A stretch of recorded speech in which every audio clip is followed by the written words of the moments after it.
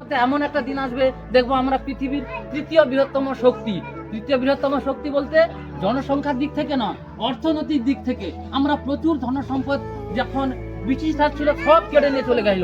আস্তে আস্তে শিক্ষা, ব্যবসা বাণিজ্য, বিকাশ, ইঞ্জিনিয়ার, ডক্টর আমরা এমনভাবে তৈরি করতে পেরেছি।